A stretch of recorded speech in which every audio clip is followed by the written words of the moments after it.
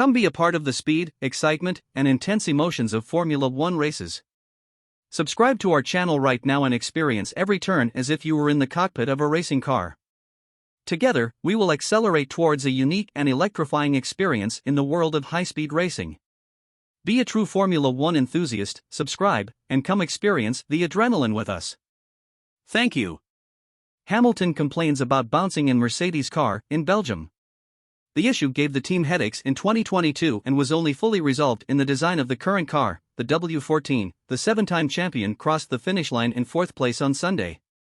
Lewis Hamilton did what he could in the Belgian Grand Prix on Sunday, but the rapid ascent of the winner Max Verstappen from 6th to first place in 17 laps and the gap to third place Charles Leclerc of Ferrari made his fourth place finish the best possible result. And according to the driver himself, the Mercedes car suffered again from a ghost of the past, bouncing. It was sort of a stagnant race, not much really happened, and I couldn't keep up with the cars ahead of me. I had difficulties at the beginning of the race. The rear end is our biggest weakness.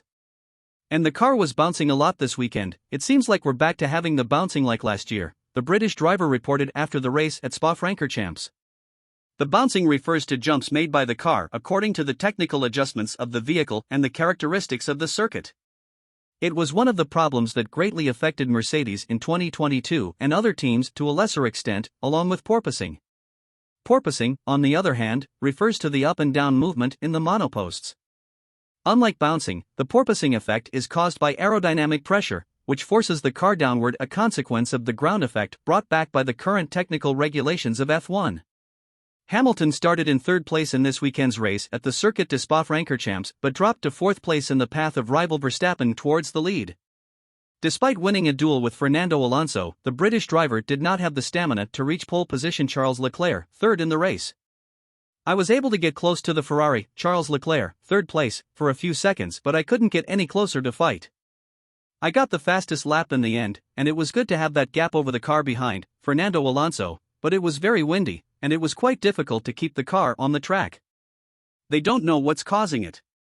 It's something that worries me, but we'll work with the data we have and figure out what to do before the next race.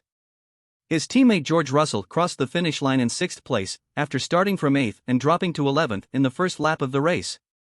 I really think I could have been there fighting for a podium with Lewis, but unfortunately, I got stuck behind Oscar Piastri, who retired after a collision with Carlos Sainz on the first lap when he suffered damage in the first corner, which cost me some positions, the British driver lamented.